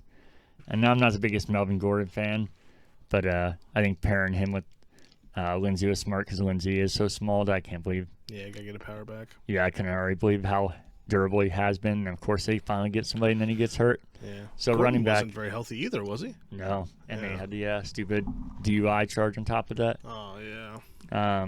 Which I guess that got handled, but I think that's probably just a matter of time until he does something else. Unfortunately. So that's another position that would be okay. They don't touch, and I think if they improve the offensive line, that already makes the running game obviously vastly better. And if you have a quarterback that people are worried about throwing and don't just know that they're going to hand it off every time, then that also makes the running game better. Then I think I would move over to defense there. Do you like your tight ends? Oh, tight end. I knew I was fucking missing something. I do. I think Noah Fant, I think, is definitely the highlight there. Do you still have Butt? They do have Butt. I don't know why, because he doesn't fucking play, but they have Butt. Not fucking blanking on his name. Somebody else came out at the end of the last year. Do you remember who it was? Can't remember, because I know. Yeah. Broncos? He did decent, but I feel like Noah Fant's definitely the one. He just needs to stay healthy. But I don't think they need a tight end. I think they just need to keep progressing with the tight ends they have. Defense, I think defensive line's okay. I'm not sure what top linemen are out. There's quite a few. You could there's a bunch of edge people like Carl Lawson, Trey Hendrickson, Leonard Floyd, Bud Dupree, There's some good motherfuckers on the line. But they're all like edge rushers. Okay. Like Ndamukong Suh's out there for the tackle and nose tackle. And foot stomper. Yeah, I don't know if I do have him in my notes as someone I would take. Larry Ogunjobi from the Browns. He was really good. Mm-hmm. I think Clowney's out there too. He could be something. I think maybe. Yeah, I feel like he's gonna get too much money for what he is, but I think so definitely, too. yeah. Yeah, I don't know. I feel like they could definitely use more there. I don't think it was like the offensive line though, where it's just a nightmare. Yeah. Especially when you have the linebackers backing it up with Bradley Chubb and assuming Von Miller's there. I like Chubb a lot. Oh yeah, I think he's real good. And if Von Miller's not there, I think you obviously need to do something at linebacker. I don't know if you can get Shaq Barrett and convince him to come back to Denver. I think that'd be Be pricey. Yeah, I think He's gonna get something big, man. that's what I'm thinking. What sucks, I think the Broncos could have got him at a really good deal because he was progressing, but not to what he fucking did in Tampa Bay, which really sucks. Yeah, of course. And then safety, we saw Justice Simmons with a franchise tag. I think they definitely need to sign him long term. Mm-hmm. I think that's a obvious lock if they can do that. And I think you're set there. Cornerbacks, they got rid of fucking what's his name? AJ Boye. Yeah, I always say it differently for some reason. I don't even know if I'm pronouncing it correctly, but it's Boye, yeah. I think. Yeah. They got rid of him. He was supposed to be the hot cornerback last year and did not live up to it. He was good when the Jags had like Ramsey and shit. Yeah. Like, they were good together. The Ramsey's obviously been incredible by himself, but Boye definitely fell off. So I think cornerback, like I said, would be the next most important position for them to look at. There's got to be some veteran corners out there. Sherman's out there. Oh, no. You wouldn't want Sherman? No, I can't root for him. I think I'd welcome him back to Seattle. I wouldn't be surprised if he would sign there. I wouldn't either. There's already been talks of it, apparently. Oh, really? Yeah. And then special teams, I think Brendan McManus is a really good kicker. I don't have any issue with that. I'm fucking blanking their punter's name. I'm not going to lie, but... Colquitt? No, he doesn't play there anymore. I think he actually plays with the Chiefs now. He does. He's a traitor.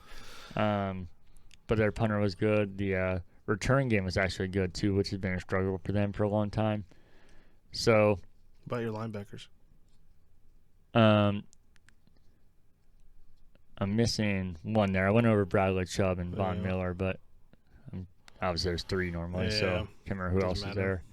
But yeah, like I said, if you keep Von Miller, then I think you're pretty set there. If you don't, I think you got to do something, obviously. Even if you can't replace Von Miller, you got to do something to equate for that a little bit.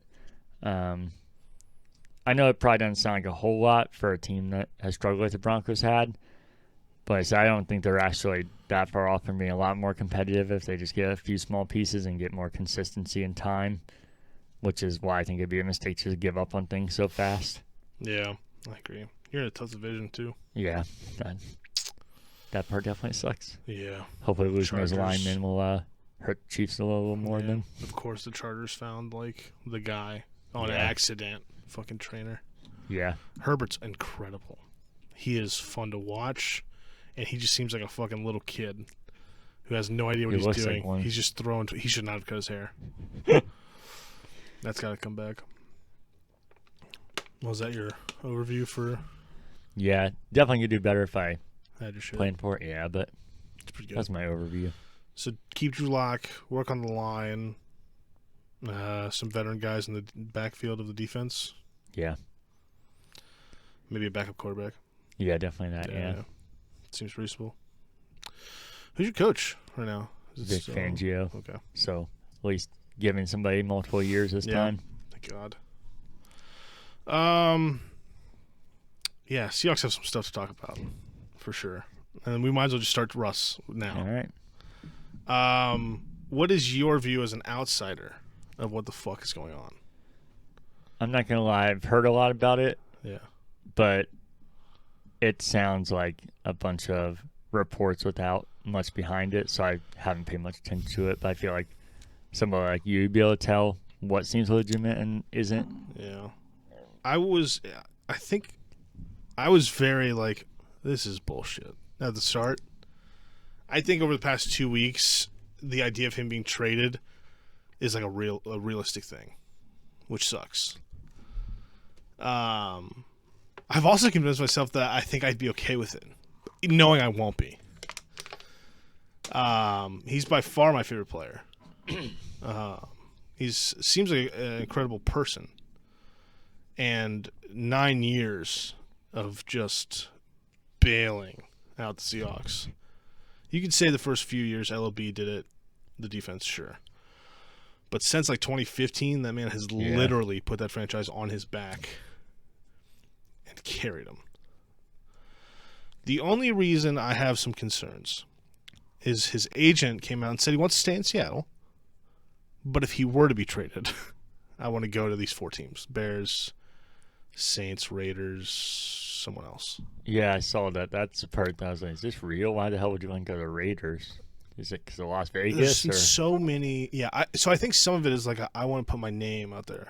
And I want to, because the Pacific Northwest is obviously, no one gives a fuck about Seattle. He put Seattle on the map. I think Seattle needs Russell Wilson more than Russell Wilson needs Seattle, by the way. I think a lot of it is because the report came out after he went on the Dan Patrick show. Him and Russ are good friends, and he said, "I'm a little frustrated getting hit so much."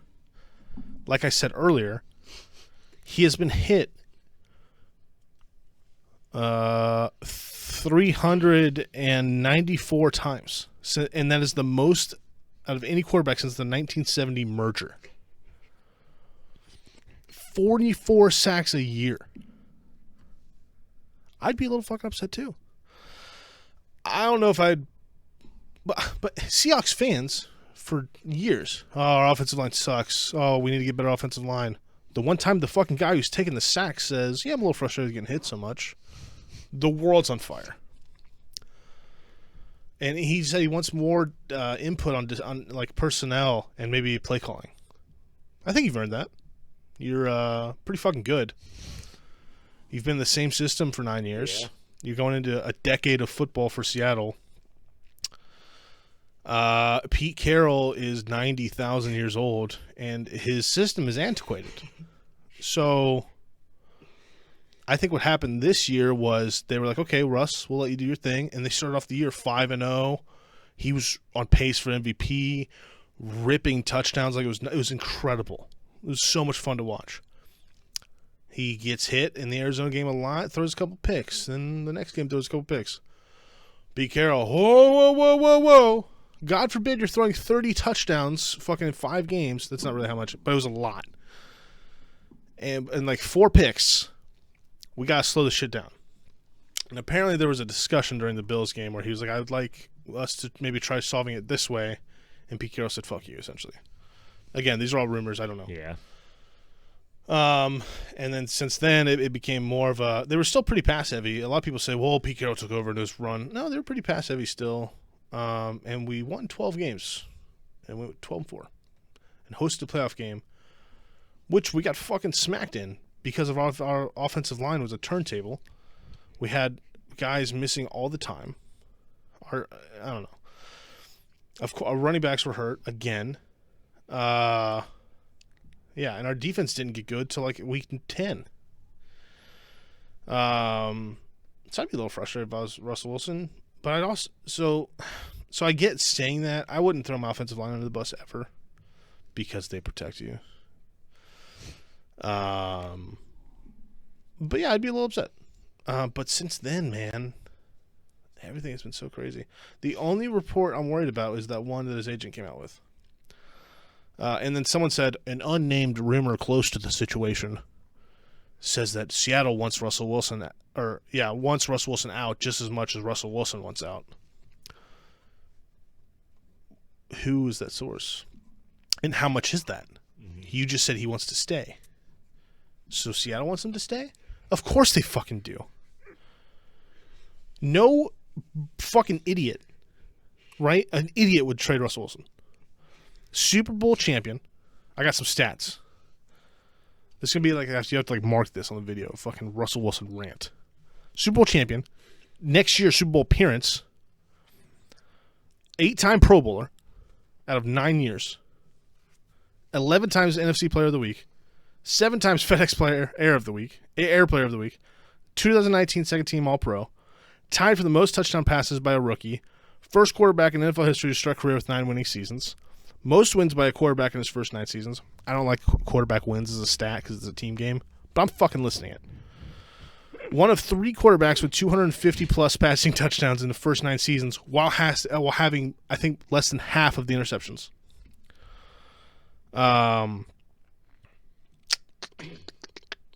First quarterback to have 5 consecutive games with 3-plus touchdowns. Best 5-game streak in the NFL history with 19 touchdowns, 0 picks. Pepsi NFL Rookie of the Year. Single-season Seahawks passer rating. Doesn't matter the stats, but he did that in 2015, 2018, 2017, 2020, 2019, 2016. And that's it. Most touchdowns by a quarterback for the Seahawks. He's won the Steve Largent Award, which is a prestigious award in Seattle, 3 times. He's the fucking Walter Payton Man of the Year. And last year, his worst year, right? 69% of his passes completed, 4,200 yards, 40 touchdowns, 2 rushing, 13 picks, most ever. 13 is his most ever. Yeah. By a lot. Rating of 105. That's a down year. That's a career year for people, right? Aaron Rodgers said that as a joke, but he's serious. Oh, down years for me are career years for the quarterbacks. What a fucking dickhead. I'll say it for Russell Wilson. Some quarterbacks would love to have that stat line, right? So I had to sit through and think about it, right? Okay, so why would we trade him? Let's be realistic. This is all part of the offseason because you have to figure this out by next week. Because if you don't get rid of him, you don't have as much cap. If you do get rid of him, you got to figure out what your cap is before free agency starts so you know what you're doing. So they have to figure this out by literally next week, which gives me anxiety. So why would we trade him? If he genuinely actually does not want to be here, don't let him be here. He's given us a Super Bowl. He's the best player in Seattle sports history. People make, Ken Griffey. They could make that argument, what I'm saying, for the Mariners. Sure, Junior. I'm sure. But Russell Wilson's the answer, for sure. So if he doesn't want to be here, okay, figure out a way to do it mutually. But what you're getting in return better fuck somebody. I put on here, we get someone's whole draft and guarantee a pick of a quarterback, so top 4 pick, right? Or we get Deshaun Watson in a 3-way trade. Because that's the only way it can happen. We have to have 3 teams involved. Because the Bears have the most to offer. They pick 20th. We're not giving up that. You can give us 5. We're not getting our replacement this year. So if we want to trade him, he has to really not want to be here and not be willing to mend the relationship. And we have to get something like it has to be astronomical. They said the starting price is 3 first-round picks and a star. That's starting. That's just to have the conversation. And a lot of reports are, they're listening and fielding calls. Of course they are. Every team does that. Yeah. Hey, we want Von Miller. Okay, what are you offering? 3rd-round pick. No. Hey, we want Patrick Mahomes. What are you offering? 3 first-round picks. No.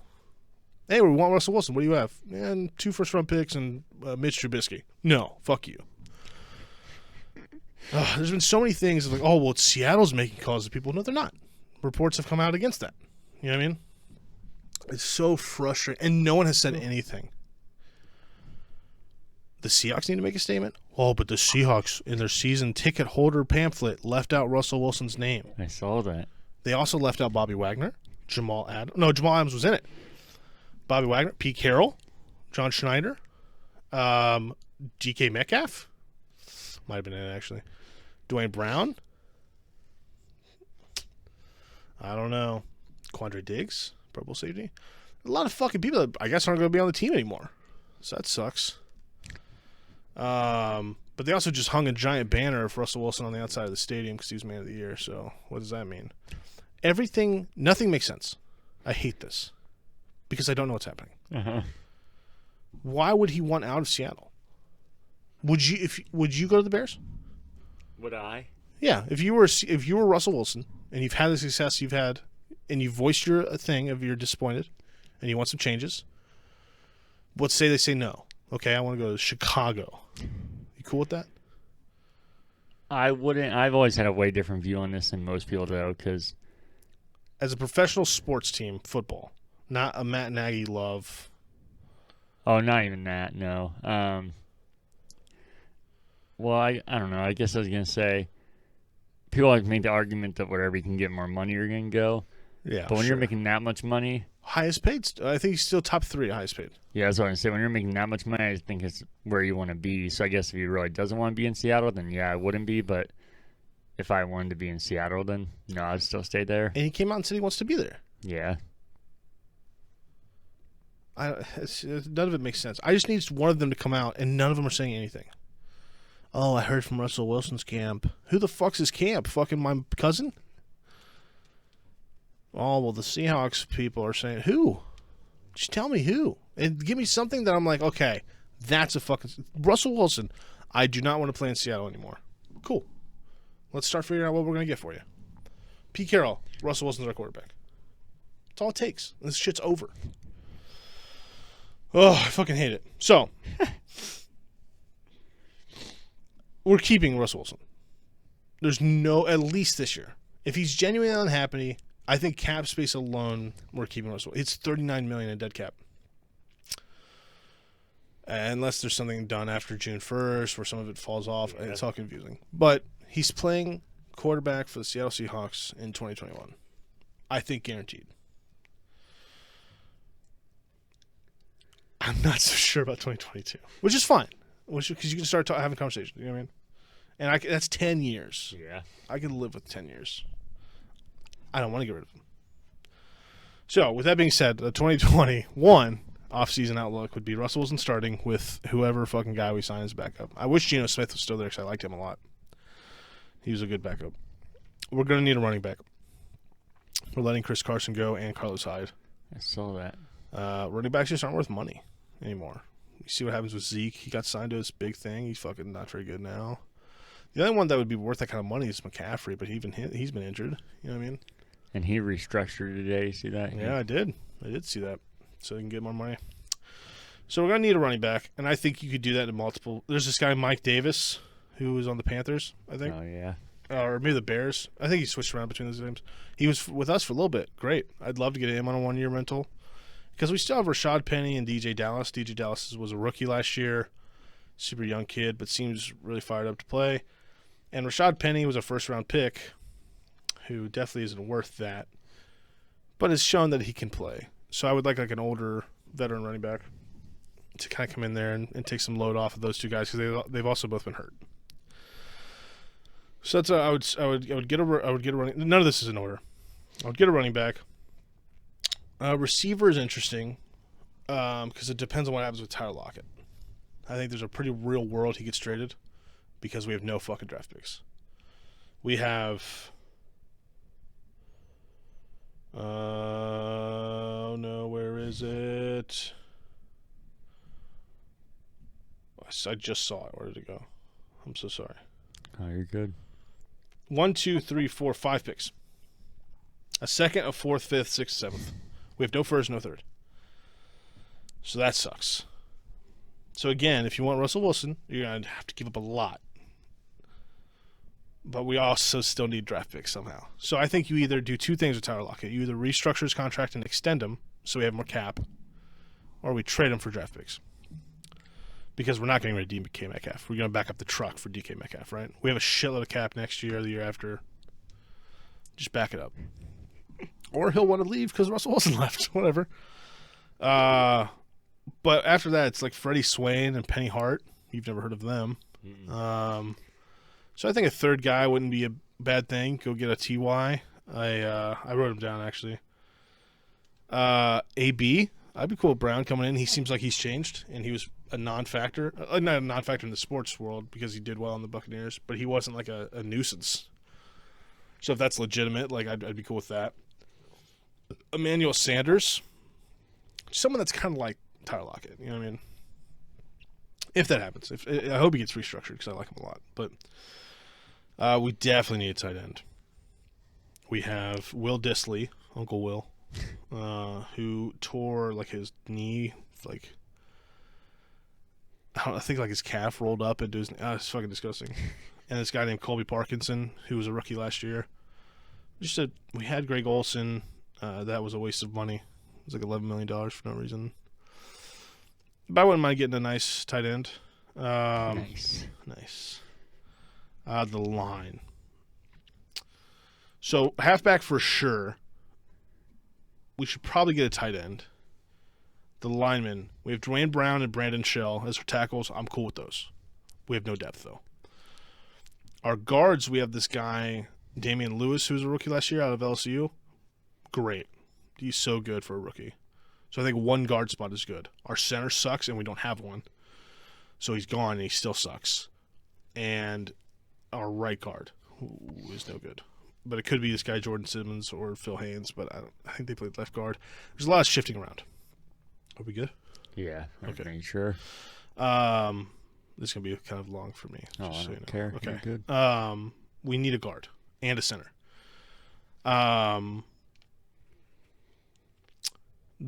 Corey Lindsley from Green Bay, center.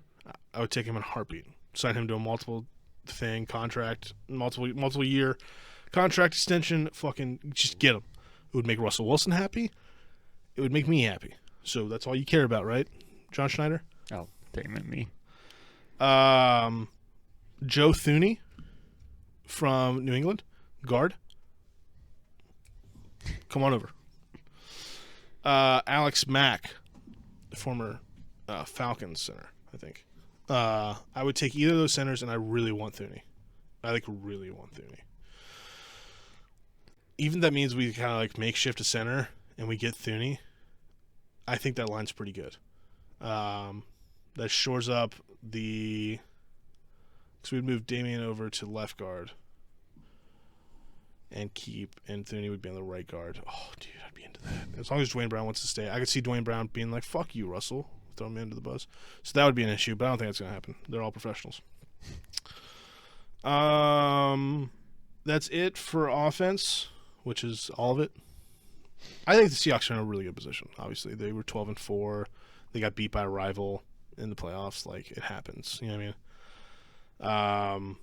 I am stuck in this. Like, I am kind of sick of the whole first round exit thing, but also like I can't bitch too much because we're always in the playoffs. It just sucks to never do anything with it. So I want something to change, and I think Pete Carroll has shown he's willing to adapt by hiring a young offensive coordinator from a system like the Rams, Shane Waldron. So I'm excited. I think there's a lot of potential if we work on the line and get him in here with Russ early. I think Russ and DK could be the next Montana Rice. Like that fucking thing is just, it could be so good. They've already shown so much. I love DK so much. Defense, we could use an edge rusher again because we let go of fucking Carlos Dunlap. I saw that. Idiots, dude. He was $14 million in cap space, and we had like $6 million.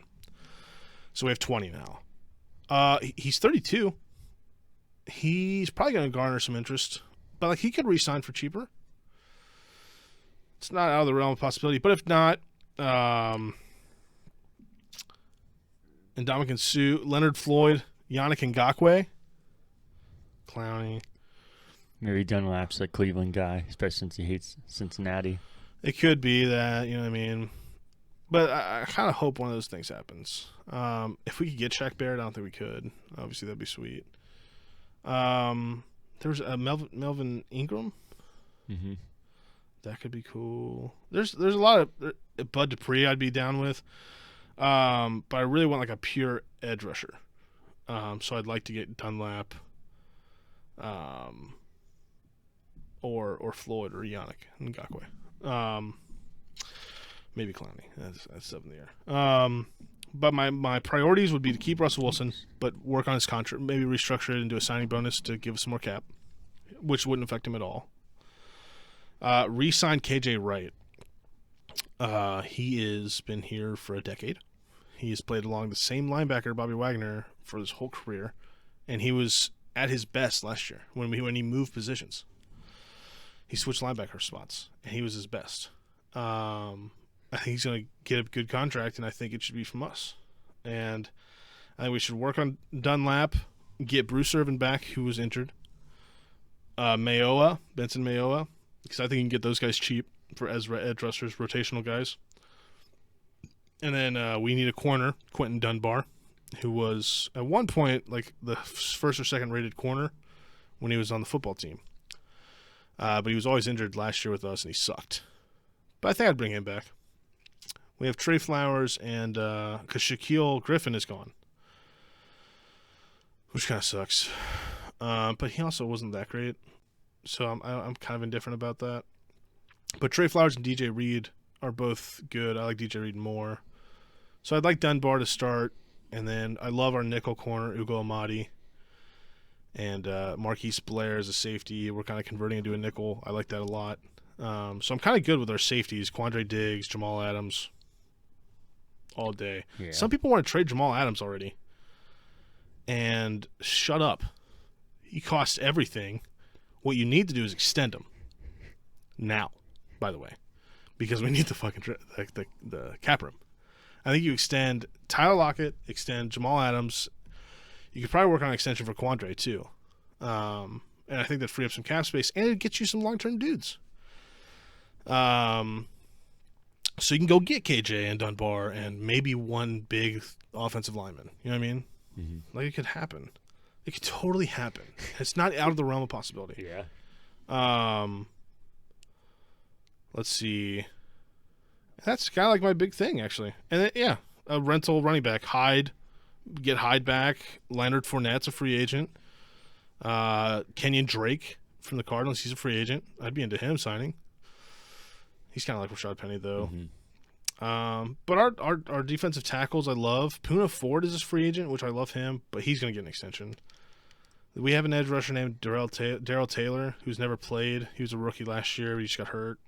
I think the core is young and good. We got this new linebacker named Jordan Brooks, who's a rookie last year, fucking real good. He's learning from Bobby. I think he's Bobby's replacement. We got some special team studs in there, Ben Burkerv and Cody Barton. They're shit linebackers, but they're good on special teams. So we could probably draft a linebacker or something to kind of be a rotational piece, or not even rotational, just a backup. Corner already said. Oh, it'd be cool if Sherman coming back too. To be honest, Sherman Dunbar starting. Get Trey Flowers. I don't know. That's not bad. Safeties, I'm down. Our punter is Michael Dixon. He's great. Jason Myers, our kicker, is on a good contract. So, yeah, it sounds like I had a lot more, but I think the Seahawks could have won the Super Bowl last year. Yeah. I think you could have made the argument they were the best team in the playoffs. They just somehow their offense got fucking terrible. I think some of it says, it's Russell Wilson winning out. I just think their fucking offensive scheme was outdated. And that's why they got rid of their offensive coordinator. So I think their core is young and good. Those young players need to step up, though, because we don't have much to draft. And it's going to be hard to sign some people. But if we sign some core people like KJ, maybe Dunlap, get a good corner, and get one big splash of an offensive lineman, I think we're right back in the race of winning the NFC West and going with this. I don't know. I think this team's still Super Bowl capable. I think if you get Russell Wilson, you blow up the whole team. I'm not even kidding. I think you get rid of him, you get rid of Bobby, you get rid of Jamal, you restart at that point because I don't know. You lost your franchise quarterback. Those don't grow on trees. And I think logistically thinking through it, you don't want to do that when you're in a spot that you probably should have won the Super Bowl last year. Instead, you sucked in the playoffs. It's okay. In a year without fans, you went 12-4. Yeah. You know what I mean? It's another reason why Russell Wilson's just kind of being a baby. He went fucking 12-4. Shut up. Go to the Bears and go 12-4, you dick. I'm just kidding. I love Russell Wilson to death. He wants to go to the Saints, I think. This whole fucking thing derives from Tom fucking Brady.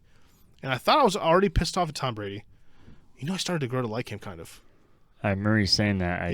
Now I fucking hate him again. Okay, good. I didn't know how to handle that, but because the only reason I think did you see the picture of Russell Wilson watching Tom Brady play the Super Bowl? no.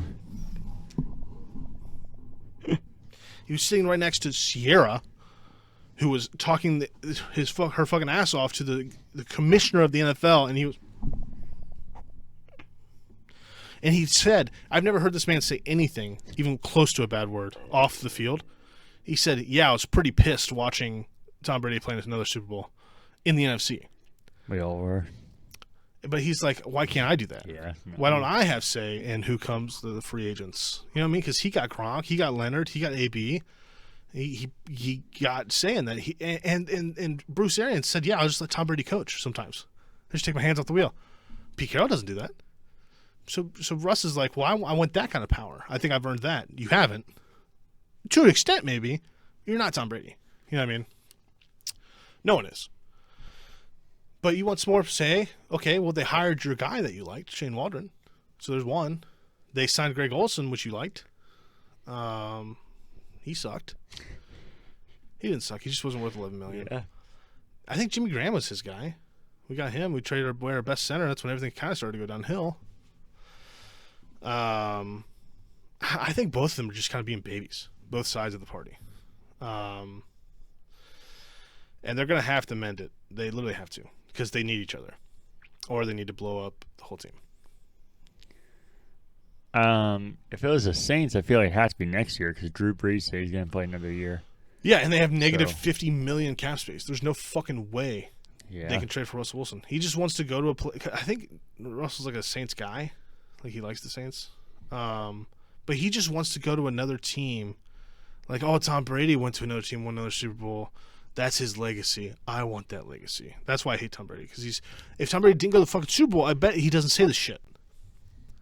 I bet he just which, I don't blame him for saying something, by the way. You've been a yes man your entire career. Go Hawks, go Hawks, go Hawks. Oh, I love this team. Oh, we just got to get better as a team. Push back a little, sure. Just don't be a bitch about it. Don't do it publicly. Go talk to John. Go talk to the fucking owner, Jody. Yeah. But that's my rant for you. No, you're good, buddy. But I also think it's a pretty realistic snapshot of what they should do in the offseason. No, I agree. I don't think there's much they need to do. I feel like it's more fill-in for a team like that. And like you said, if anything, the Broncos, I feel like most people would do a lot more than I did. And I know I'm more optimistic, but like I said, I do think it's weird because obviously can't use like the same praise as you comparing to the Seahawks. Like I think the core is actually potentially good, so it's definitely different. But I think and they're such a young team that I think they could have that there if they plug in more. But no, I think a team like the Seahawks is obviously more obvious. It would just be such a waste. Russell's 32. It's kind of old. Yeah. But he's still in his prime, dude. Yeah. It would be such a waste of so much potential because you're restarting. And Pete Carroll's old, man. I think you trade Russell Wilson, Pete Carroll's gone in a year or two. And then you're restarting with a new coach and everything. When you could have maybe got rid of Pete Carroll and kept Wilson and get a new young coach in there. I don't know. Like I said, I think the bet is shaky. But I think if they go on to play well this year in the new system and things go well, I don't know why he wouldn't want to stay long term. I don't know. Well, I'll ask you a few things, kind of jump around here. They should have ran that Super Bowl and not thrown it. Disagree. Oh, I'm just trolling. Oh, okay. I have a good rant. I would have been fine either way. I just like we talked about. I think people are so reactionary. Yeah. So I'm not even against they should have maybe run it. They probably should. I'm not even against that.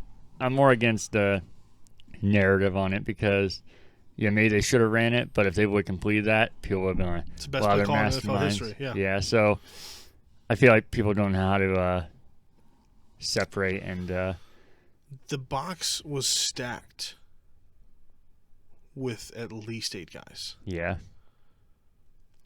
The only problem I have with throwing it is A, Kearse didn't do his job, Jermaine Kearse. He's supposed to go block Malcolm Butler. B, the throw was out here. Yeah. Which that close, it needs to be here. But you literally get the ball and you have to throw it immediately. Okay, whatever. My biggest fucking thing is Ricardo Lockett was like our 4th string receiver. You don't throw that ball to a fourth-string receiver who put no fucking effort into it. He literally got pushed and was parallel in the fucking air. Like, how are you letting someone get that much on you? Yeah.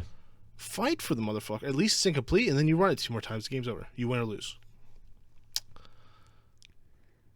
I'm a fan of the play call. I just think it was executed horribly.